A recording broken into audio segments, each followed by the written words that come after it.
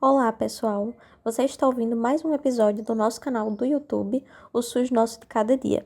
Meu nome é Thaisa. No episódio de hoje vamos falar sobre como o SUS organiza um dos processos mais complexos da medicina, a doação e o transplante de órgãos e tecidos. E mais, como cada etapa desse caminho se conecta dentro da rede de atenção à saúde.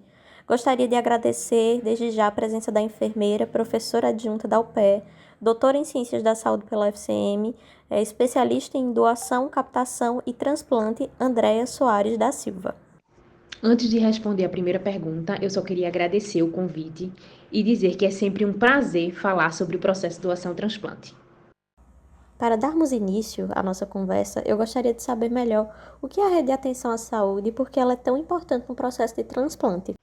A Rede de Atenção à Saúde, ou RAIS, é o conjunto organizado de serviços do SUS, desde a atenção primária, como no caso das unidades de saúde da família, até os hospitais de alta complexidade, que trabalham de forma integrada para garantir que o paciente tenha acesso ao cuidado certo e com continuidade.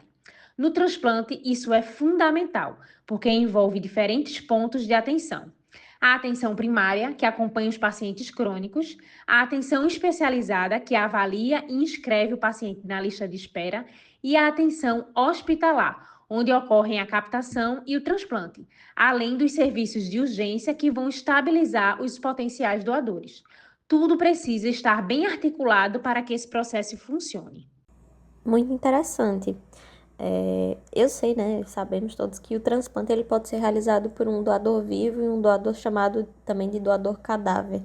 E que no começo desse processo de doação-transplante de um doador cadáver é necessário que haja um diagnóstico de morte encefálica. E aí eu gostaria de saber o que é a morte encefálica e como é feito seu diagnóstico. A morte encefálica é a perda completa e irreversível de todas as funções do cérebro, incluindo o tronco encefálico. É uma situação que, embora o coração possa continuar batendo com a ajuda dos aparelhos e medicações, a pessoa já é legalmente considerada morta. O diagnóstico de morte cefálica é um processo muito rigoroso e transparente. É realizado por dois médicos diferentes. Estes não podem fazer parte da equipe de transplante, seguindo os critérios estabelecidos pelo Conselho Federal de Medicina. Os procedimentos para a determinação da morte encefálica incluem dois testes clínicos, realizado por dois médicos diferentes, além de um teste de apneia e um exame complementar que comprove a ausência de atividade encefálica ou perfusão sanguínea cerebral.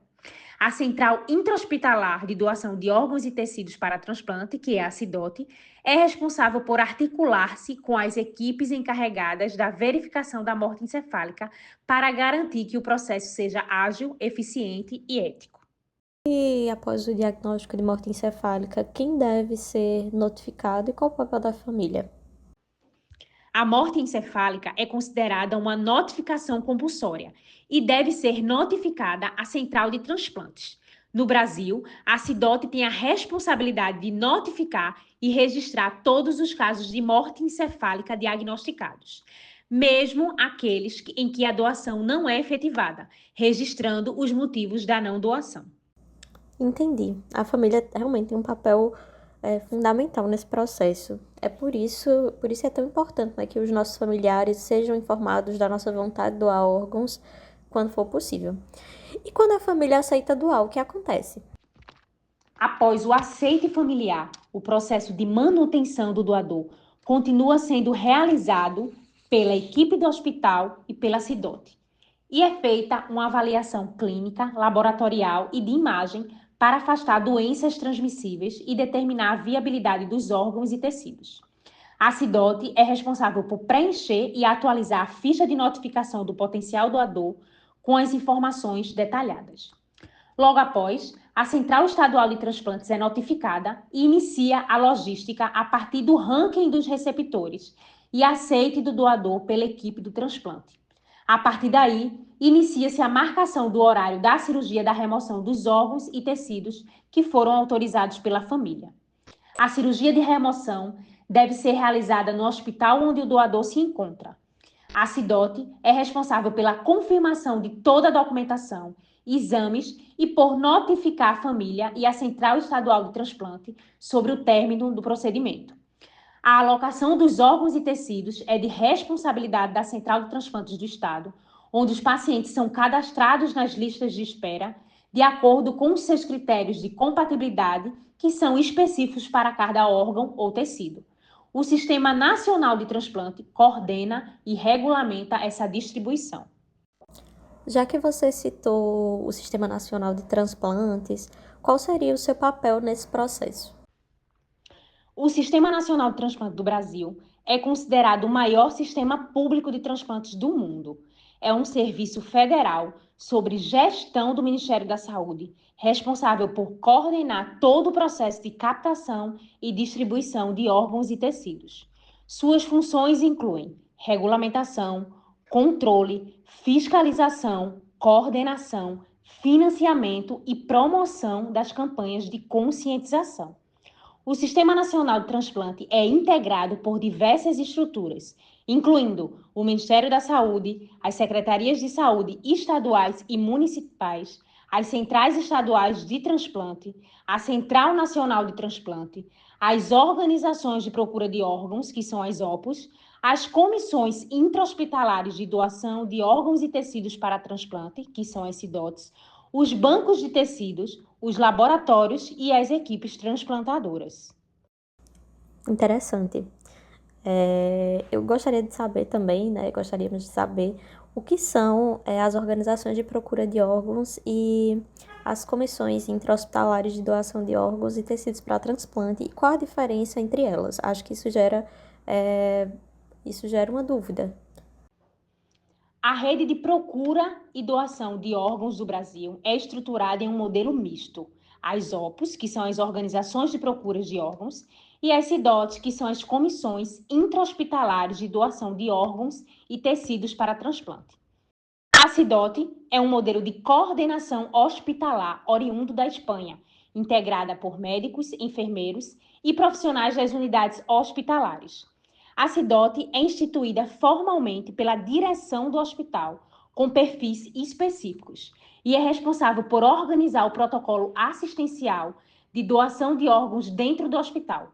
Suas atribuições incluem identificação dos potenciais doadores, a articulação com as equipes médicas para suporte e diagnóstico da morte encefálica, notificação da morte encefálica, acolhimento familiar e organização da cirurgia de remoção de órgãos e tecidos. Já a OPO, que é a Organização de Procura de Órgãos, é uma organização extra-hospitalar, baseada em um modelo norte-americano que atua regionalmente para a detecção e viabilização dos potenciais doadores. A OPO ela vai se articular com as CIDOTs e os hospitais para identificar doadores, criar rotinas de abordagem familiar, garantir a agilidade do diagnóstico de morte encefálica e notificar todos os casos de morte encefálica. Os hospitais que não possuem CIDOT obrigatória, a OPO pode assumir essas funções. Realmente, existe toda uma logística e equipe multiprofissional por trás desse processo tão importante para garantir que tudo ocorra de maneira segura e eficiente. E após a captação do órgão, o que ocorre até o transplante efetivo e o acompanhamento? Após a cirurgia de remoção dos órgãos e tecidos autorizados pela família, os órgãos são transportados para os hospitais onde os receptores selecionados estão localizados. O transporte deve acontecer de uma forma rápida e cuidadosa, considerando o tempo de isquemia de cada órgão, ou seja, o tempo máximo em que o órgão pode ficar fora do corpo. Após o transporte, os órgãos são implantados nos receptores, nos seus hospitais credenciados pelo Ministério da Saúde. Após a realização do transplante, os pacientes são acompanhados continuamente em ambulatórios pós-transplante. Esse acompanhamento é crucial, pois o transplante é um tratamento e não uma cura definitiva, exigindo o uso de medicamentos imunossupressores para evitar a rejeição dos órgãos, os quais são fornecidos gratuitamente pelo Sistema Único de Saúde. O Sistema Nacional de Transplante é um testemunho de que, quando a organização, transparência e empenho, o Brasil é capaz de construir serviços de excelência. É um trabalho de equipe de muitas mãos, envolvendo diversos profissionais de saúde, hospitais, esferas governamentais. Gostaríamos de agradecer à enfermeira Andréia por ter contribuído conosco sobre esse assunto tão importante. Com certeza esclareceu o processo de doação para muitas pessoas que ainda tinham alguma dúvida. E esse foi mais um episódio do SUS Nosso de Cada Dia, sobre transplante de órgãos no SUS. Para você, ouvinte, a mensagem final é: converse com a sua família sobre a doação de órgãos. Sua decisão pode ser a esperança de vida para muitas pessoas que aguardam essa oportunidade. Esperamos que você tenha gostado das informações e para mais conteúdo como este, fica ligado no nosso canal, se inscreve, curte, comente, compartilhe e até a próxima!